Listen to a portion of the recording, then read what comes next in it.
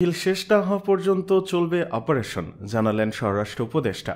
সারা দেশে operation devil hunt চালানো প্রসঙ্গে স্বরাষ্ট্র উপদেষ্টা লেফটেন্যান্ট জেনারেল অবসরপ্রাপ্ত মোহাম্মদ জাহাঙ্গীর আলম চৌধুরী বলেছেন, ডেভিল যতদিন শেষ না হবে ততদিন পর্যন্ত অপারেশন চলবে। আজ রবিবার সকালে রাজধানীর ফার্মগেটে মৃত্তিকা সম্পদ ইনস্টিটিউটের নতুন মৃত্তিকা ভবন উদ্বোধনী অনুষ্ঠান শেষে সাংবাদিকদের এসব কথা বলেন তিনি। স্বরাষ্ট্র উপদেষ্টা বলেন, গাজীপুরে যারা ছাত্র জনতার উপর হামলার ঘটনা ঘটিয়েছে তাদের অনেককেই আইনের আওতায় আনা হয়েছে, তাড়াতাড়ি বাকিদেরও আনা হবে। যারা দেশকে অস্থিতিশীল করবে তাদের টার্গেট করে ডেভিল হান্ট অপারেশন চলবে বলেও জানিয়েছেন জাহাঙ্গীর আলম। পুলিশের ঊর্ধ্বতন ৫ কর্মকর্তাকে গ্রেপ্তার প্রসঙ্গে স্বরাষ্ট্র উপদেষ্টা বলেন, যাদের গ্রেপ্তার করা হয়েছে তাদের অপরাধ দেশবাসীর জানা রয়েছে। ছাত্র জনতার উপর হামলার ঘটনার পর অপারেশন ডেভিল হান্ট অভিযানে এখন পর্যন্ত সারা দেশে ৬৫ জনকে গ্রেপ্তারের কথা জানিয়েছেন মহানগর পুলিশ কমিশনার নাজমুল করিম খান।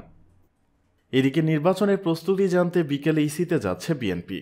জাতীয় সংসদ নির্বাচনের প্রস্তুতি সম্পর্কে জানতে নির্বাচন কমিশনের সঙ্গে বৈঠকে বসবে বিএনপি। আজ রবিবার বিকেল ৩:৩০টায় বিএনপির স্থায়ী কমিটির সদস্য নজরুল ইসলাম খানের নেতৃত্বে ৩ সদস্যের একটি প্রতিনিধি দল আগারগাঁ নির্বাচন ভবনে যাবেন। দলের স্থায়ী কমিটির সদস্য সালাউদ্দিন আহমেদ ও সেলিমা রহমান থাকবেন এই প্রতিনিধি দলে। গণমাধ্যমকে সালাউদ্দিন আহমেদ বলেন, জাতীয় নির্বাচনের প্রস্তুতি কোন পর্যায়ে আছে, এই বিষয়ে কমিশন কি করছে সেসব জানতেই আমরা যাচ্ছি। নির্বাচনী আইনের সংস্কার সহ বিভিন্ন বিষয় নিয়ে আমরা কমিশনের সঙ্গে কথা বলবো।